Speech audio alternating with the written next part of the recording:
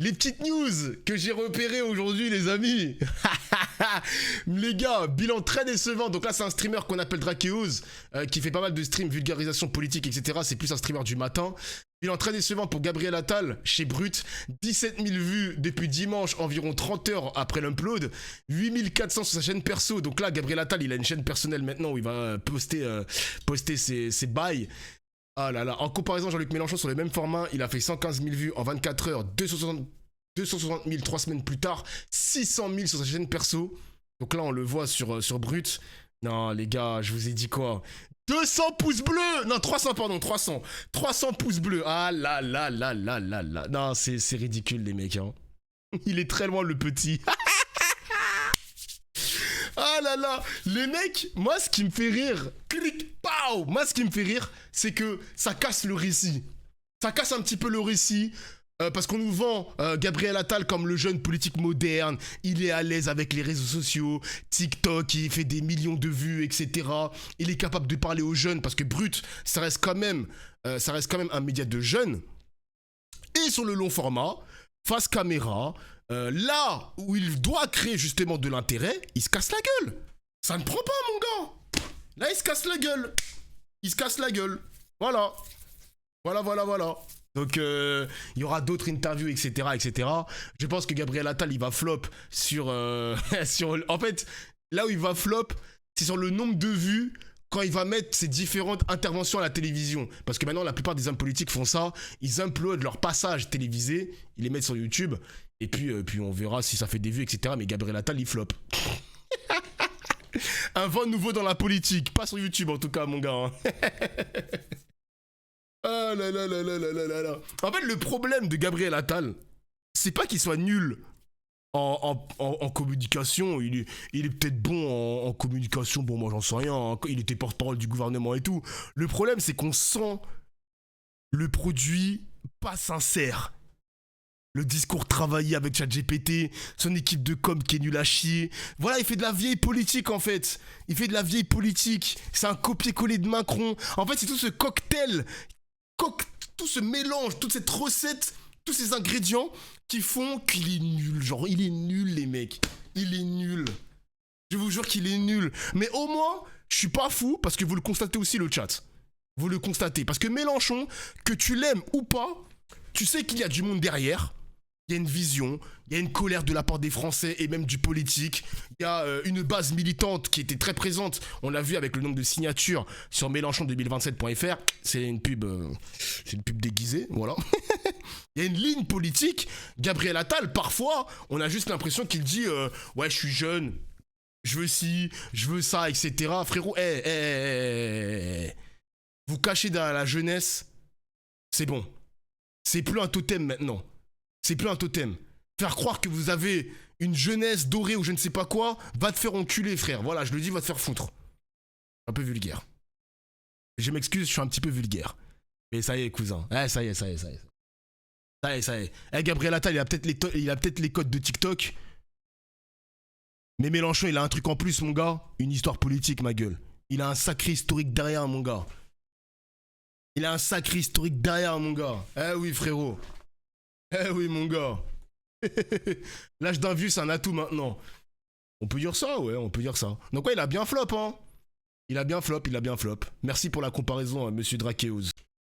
Jean Messia accusé d'avoir détourné une cagnotte à 42 000 €. Le roi des cagnottes oserait-il se les accaparer? C'est en tout cas ce qu'affirme la veuve de Fabrice Mouello, cet agent pénitentiaire tué lors de l'attaque d'un fourgon à Incarville. Aussitôt, Jean Messia, qui avait déjà fait le buzz en ouvrant une cagnotte au profit du policier mis en examen dans la mort du jeune Naël, se sentait obligé de réitérer ce buzz en lançant une nouvelle cagnotte, cette fois au profit de la famille de Fabrice Mouello. Jure, un nouveau sub. Problème, la veuve affirme n'avoir jamais rien perçu. Or, la cagnotte avait généré 42 000 € de dons, mais où sont-ils passés? Selon le Parisien, la veuve de Fabrice vient de déposer plainte contre Jean Messia pour abus de confiance. Son Mais non, contacté par l'avocat de la partie civile avant le dépôt de plainte, Jean Messia s'était dédouané en affirmant que seules les veuves pouvaient retirer les fonds de GoFundMe et qu'ils ne pouvaient le faire à leur place. Problème, GoFundMe, contacté par l'avocat de Madame Muelo, leur a indiqué que c'était totalement faux. Pire encore, Jean Messia a retiré les 42 000 euros pour son compte personnel. Il a effectué plusieurs virements qu'il pensait discrets entre mai et juin 2024 et a ainsi liquidé la cagnotte à son profit. Quel fils de pute. Ah non, c'est trop grave. Mais faut l'attraper, wesh. Eh mais faut l'attraper, les gars. Mais c'est quoi ça?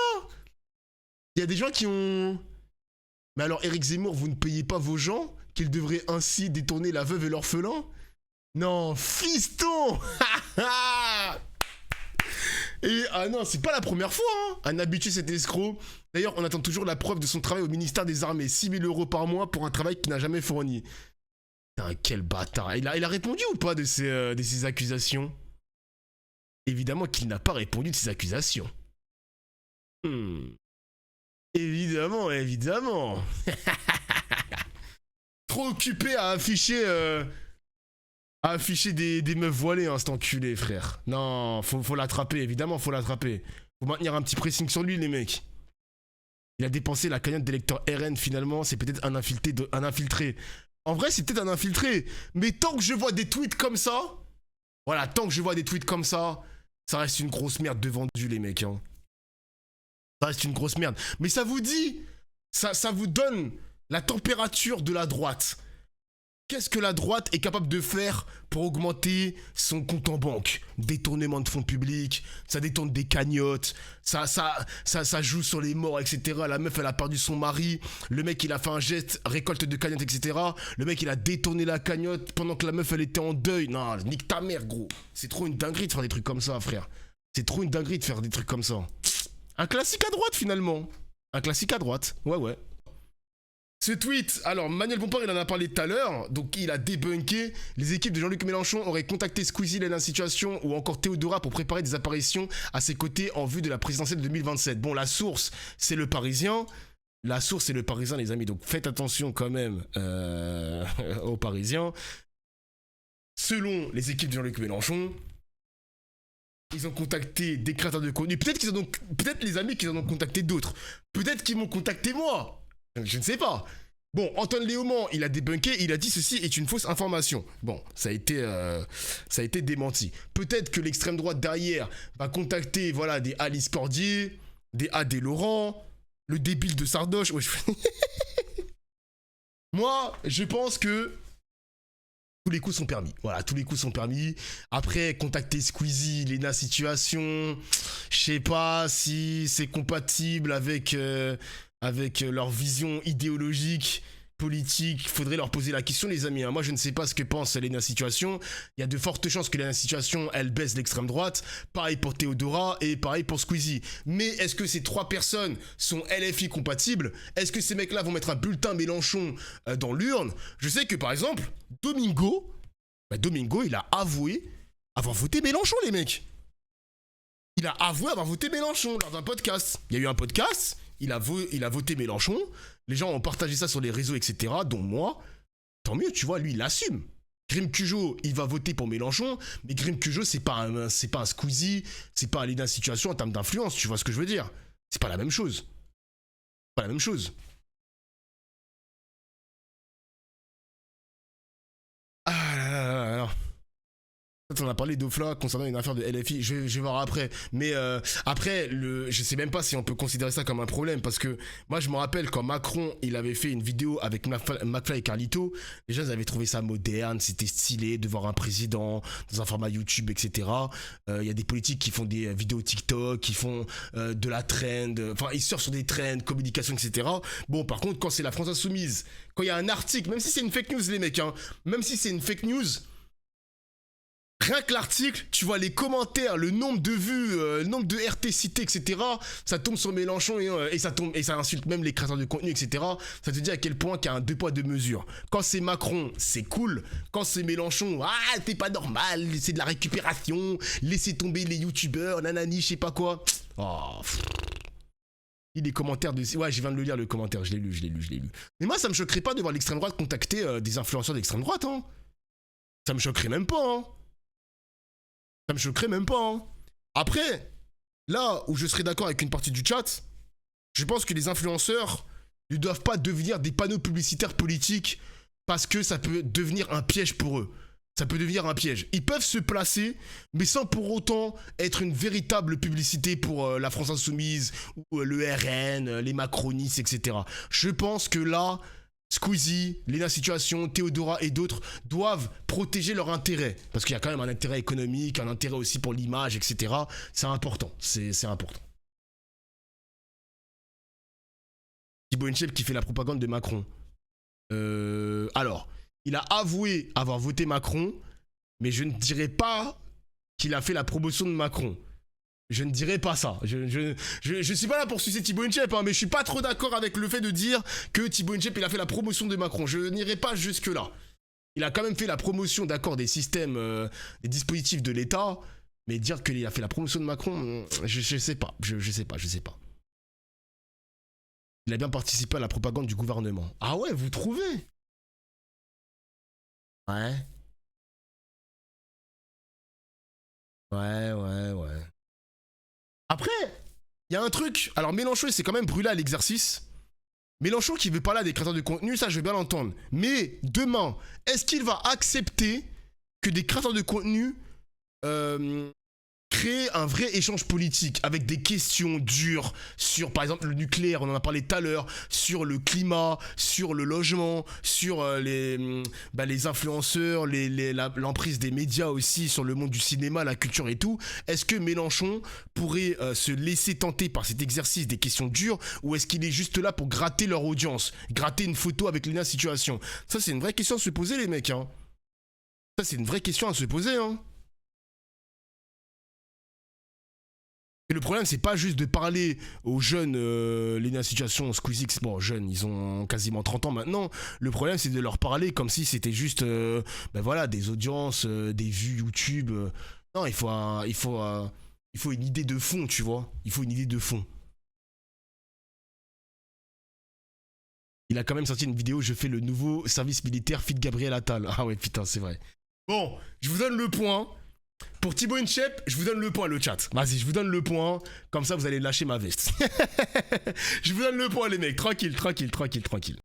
Mesdames et messieurs, Glucksmann en chair et en os. Oh putain de merde, il arrive. 2 millions de personnes en bénéficient. Nous avons encore envie, il ressemble beaucoup à un programme présidentiel. Vous dites de la France et des Français qu'ils ont envie d'avoir envie. C'est du Johnny Hallyday dans le texte. Et vous avez envie de quoi? J'ai envie de me battre pour mon pays. J'ai envie que la France ne devienne pas une colonie numérique américaine ou un déversoir pour produits industriels chinois. J'ai envie qu'on arrête de baisser les yeux face aux dealers du coin de la rue ou aux tyrans du bout du monde. J'ai envie qu'on arrête de fermer nos usines.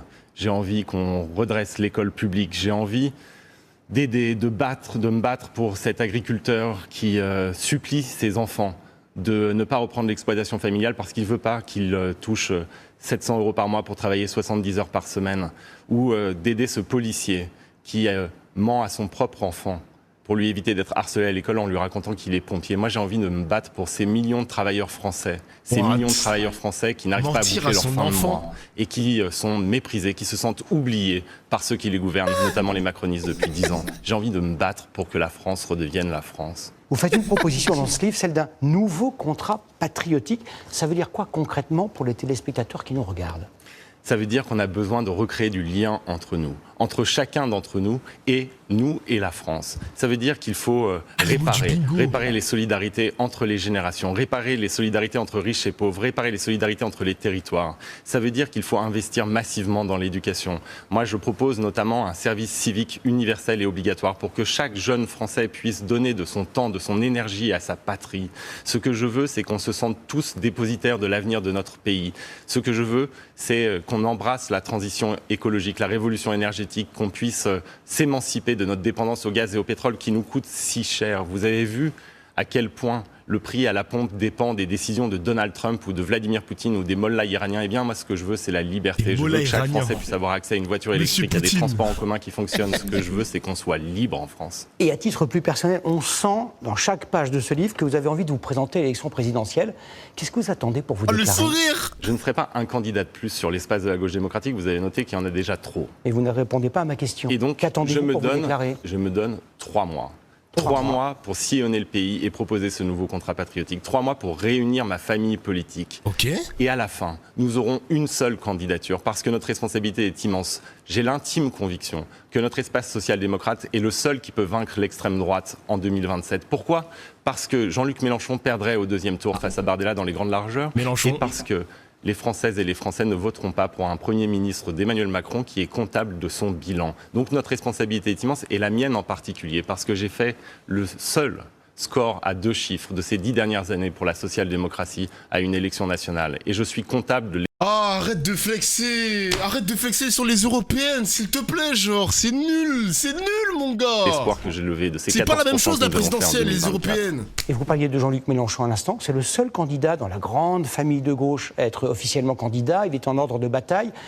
Vous êtes tout sauf mélenchoniste. Vous demandez à toutes les autres familles de la gauche, les socialistes, les écologistes, les communistes, de vous rallier à vous. Ma gauche est démocrate, ma gauche est pro-européenne, ma gauche ne brutalise pas le débat public. Oh. Et vous savez, je vois la petite musique monter. Et contrairement à leurs fantasmes, entre Jean-Luc Mélenchon et Jordan Bardella, il n'y a pas rien. Il y a même l'essentiel. Il y a la République. Et nous sommes des millions à vouloir que la République triomphe. Nous allons la faire gagner. Et l'objectif pour 2027, c'est de gagner l'élection. Mais Jean-Luc Mélenchon, aujourd'hui, est simplement un agent électoral de l'extrême droite. Puisque sa qualification pour le deuxième tour donnerait immédiatement le pouvoir à Jordan Bardella et Marine Le Pen. Non, nous sommes d'accord, si j'ai bien compris votre livre, il n'y aura pas de primaire, vous n'en ferez pas partie. Ça veut dire qu'il pourrait y avoir plusieurs candidats comme vous, sociaux-démocrates, au risque de faire perdre toute la gauche, de ne pas être présent au second tour.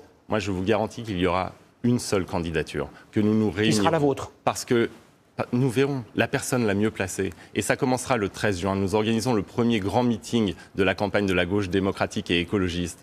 Ça, au DOC de Paris, à Aubervilliers, samedi 13 juin. Vous verrez, ils seront tous là, ils sont tous invités. Et nous enverrons un message d'espérance. Parce que cette élection, ça ne peut pas simplement être un barrage contre l'extrême droite. On ne va pas aller voir les gens et leur dire « Oui, ne faites pas de bêtises, ne votez pas pour les extrêmes ». Non, nous devons ressusciter une envie, un désir de justice, d'égalité, de liberté, de fraternité, de tout ce qui fait la France. À ce propos, il y a quelques jours, une note d'un de vos conseillers a fuité. Et dans cette note, on vous recommande, Raphaël Glucksmann, d'éviter certaines cibles électorales, les jeunes, les électeurs de banlieue, les Français à faible revenu, parce que vous auriez du mal à les convaincre. Ça veut dire que vos propres conseillers considèrent que vous êtes le candidat des plus aisés et des plus diplômés. On a vu la note. Les dirigeants politiques, tous les dirigeants politiques en reçoivent des dizaines. Cette note, mais elle émane de vos conseillers. Je l'ai lue, je l'ai jetée à la poubelle. J'ai dit l'exact inverse dans la réunion stratégique qui a suivi, et c'est ce que je fais. Je veux parler à tous les Français. Je ne pense pas, moi,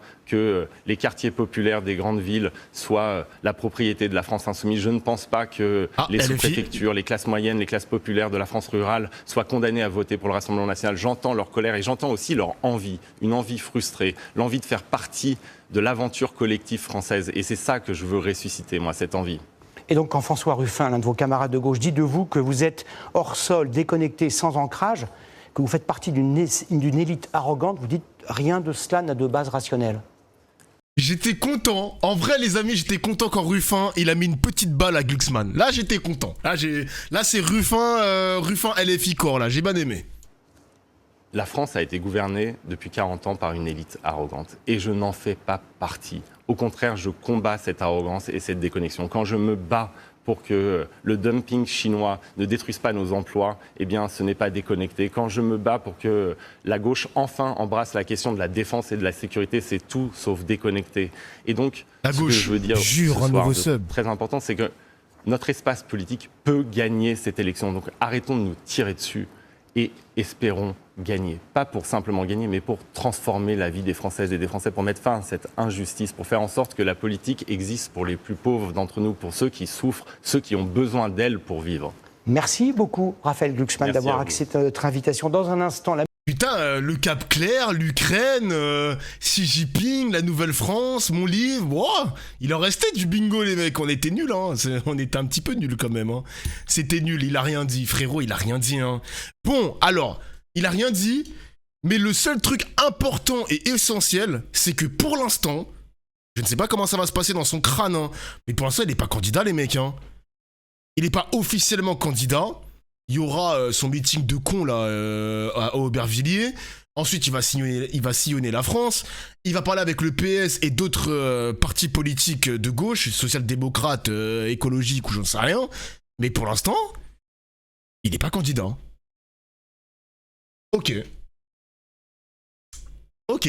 Bon, par contre, on a vraiment rien appris, les mecs. Hein. C'est nul, hein. Vraiment, désolé, mais c'est nul, les gars. C'est nul. C'est un bot. C'est toujours la même chose, les gars. Gabriel Attal, c'était la même chose. Il n'y a pas de personnalité. Il n'y a pas un truc qui dégage. C'est un bot. Voilà, c'est un bot. C'est le néant. C'est le vide. Voilà, c'est ça. ChatGPT, c'est ça. Franchement, je trouve ça... Je trouve que ça manque de personnalité, hein. Je trouve ça dommage. Vous allez me dire que je suis peut-être d'élu avec Mélenchon, etc. Parce que lui, peut-être qu'il a pas de personnalité aussi. Bon, ouais, vous pouvez ne pas l'aimer, y a pas de problème. Mais par exemple, tu vois, genre Édouard Philippe, il dégage quelque chose. J'aime pas la personne, mais il a au moins le mérite d'avoir une meilleure personnalité que Gabriel Attal et Glucksmann.